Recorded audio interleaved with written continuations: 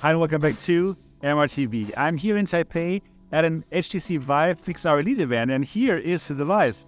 This is the XR Elite, and today I had a longer hands-on with it. I already tested it at the launch event, but only short time, but now I had the chance to thoroughly try it out and to get my second impressions, trying out more things than before. So what did I try and what are my takeaways? I'm going to let you know in this spontaneous video from the event while people are packing already, but they were nice enough to keep this here as a backdrop for me so I can tell you more about the device. So they had many stations to try the device. So they had a PCVR streaming section where we could try Kayak and After the Fall. They had a mixed reality section where we could see the pass-through, trying out Yuki, the game Yuki. Then they had another section where you could try out standalone games, so games made for the device. And there I could also try the hand tracking in VR Maestro. And also they had a section where they showed off Viveverse and their home environment, the environment where you would check out all of your apps, where you can start the apps from and where you can invite others. So that was a pretty nice demo today. So what are my takeaways from that second impressions that I had with the XR Elite? So I can tell you one thing for sure, this is extremely comfortable. I already had a really good impression when I tried it first, but this time around they had something that they didn't show when I tried it the first time. And that's this here, the middle strap. And the middle strap, it takes away even more of the weight from your nose or wherever the device touches. So that is actually really good.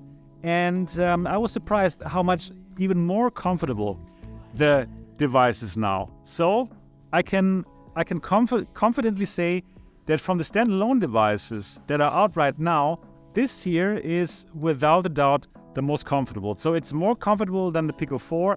It is without a doubt more comfortable than the Quest 2 and also than the Quest Pro. So for the Quest Pro, I enjoyed the comfort in the first minutes, but then after a while, it presses against your forehead in a way that is truly uncomfortable. But here, no. It is super well balanced out. And now, even with that middle strap, where you can easily adjust how long it is and how much weight it takes, this is fantastic. So if you're looking for, at the moment, the most comfortable standalone headset that is out there, I just lost something. Oh, here, this here, then the XR Elite is definitely your headset. So also now after having used it for more than an hour, it was just like I could barely feel it. I could barely feel it on my head, which is really cool. Then we already know about the lenses. Let me show them to you again here. So here they are. And yes, as we know, they are pancake lenses and you can set the diopter. And again, that is beautiful for me as a glasses wearer. I don't need to wear my glasses. I can simply set my diopter and I'm good to go.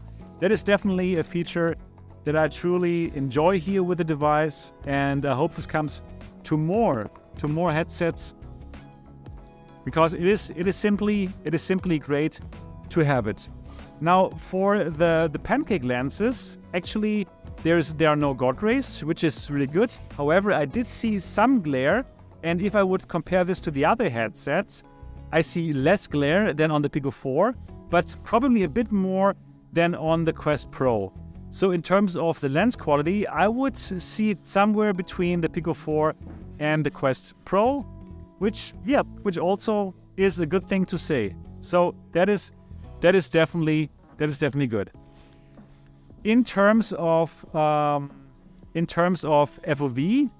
this is, I would say, just okay, right? So nothing to write home about. But also, I wouldn't say this is like not enough. this is just something that we know from the Quest 2, right? Probably if you get closer to the screen of the Quest 2, you would get more FOV there, but it's okay. It is all right, but nothing to write home about. Quest Pro has more FOV, like horizontally. However, I must tell you that I still enjoyed the VR experience of the XR Elite more, and the reason is you have more binocular overlap.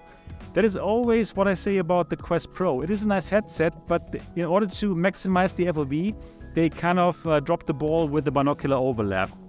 For the XR Elite, you have a better binocular overlap, and therefore I personally have a better VR experience, and I have a better 3D experience because I'm not bothered by the small binocular overlap. So that is truly good. That is something that I also like about the Vive XR Elite.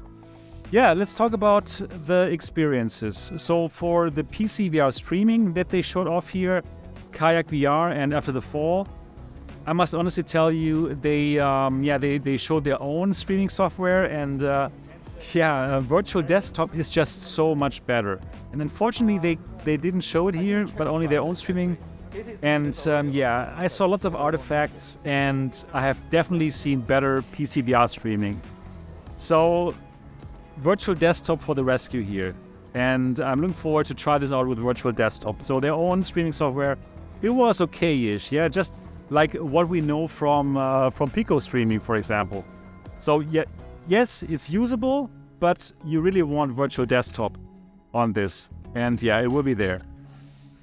Then in terms of, then the next station was mixed reality, and yeah, it was fun. It was really fun to play Yuki, right? I saw the environment, and I could run around in the environment, and I saw the real reality, and overimposed were the things, from the game. Yes, worked well, absolutely. The tracking is fine.